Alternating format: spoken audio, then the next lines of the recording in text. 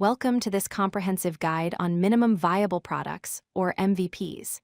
In this video, we'll explore what an MVP actually is, why it matters for your business, and how to build one effectively.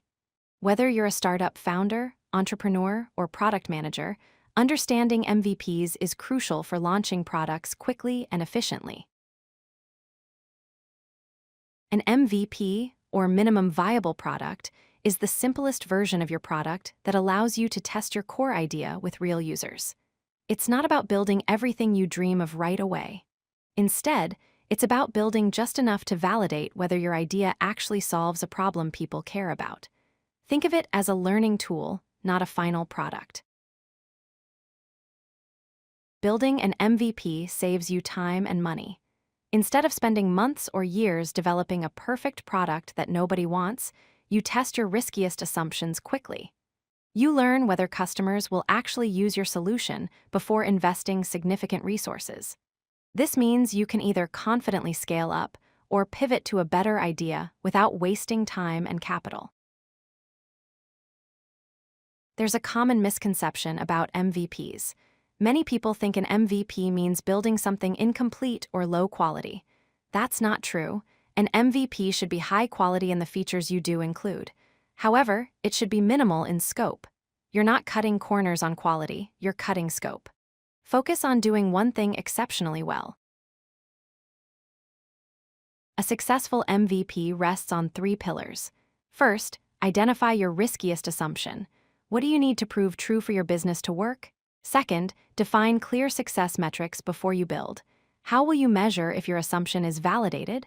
Third, build the smallest test possible to answer that question. Speed and learning are more important than features.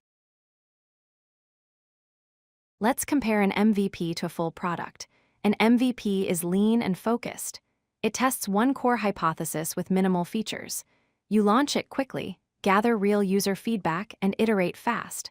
A full product is comprehensive with many features, polish, and optimizations. You only build this after you've validated that people want your core solution.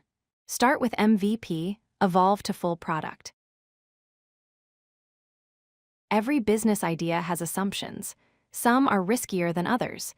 Your riskiest assumption is the one that, if proven wrong, would make your entire business fail. For example, if you're building a social platform, the riskiest assumption might be that people want to connect with strangers in your specific niche. Identify this first. Everything else flows from here. Before you build anything, decide what success looks like. What metrics will prove your assumption correct? Common metrics include user engagement rate, conversion rate, retention after 1 week, or number of repeat users. Be specific. Instead of saying people like your product, define that 20% of signups return for a second session. Clear metrics guide your testing. Ask yourself these critical questions. First, what is the riskiest assumption you need to test? Second, what's the smallest way to test it? Third, how will you measure success? Fourth, what's your timeline for launch? Fifth, who are your target users? And sixth, how will you get them to try your MVP? Answer these questions honestly before writing a single line of code. After you launch, you'll get one of 2 outcomes. If your assumption is validated, users engage as predicted and metrics hit your targets. In this case, you've proven your core idea works. Now you scale up and build the next important features. If your assumption is invalidated, metrics fall short of expectations.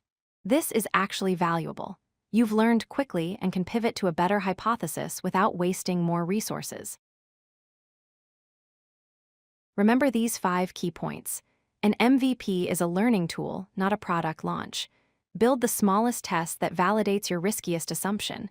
Define clear metrics before you build anything. Speed beats perfection, so get to learning faster. And finally, both validation and invalidation are valuable outcomes. Your goal is to build to learn, not to build to impress. If you like this video, hit that like button and don't forget to subscribe.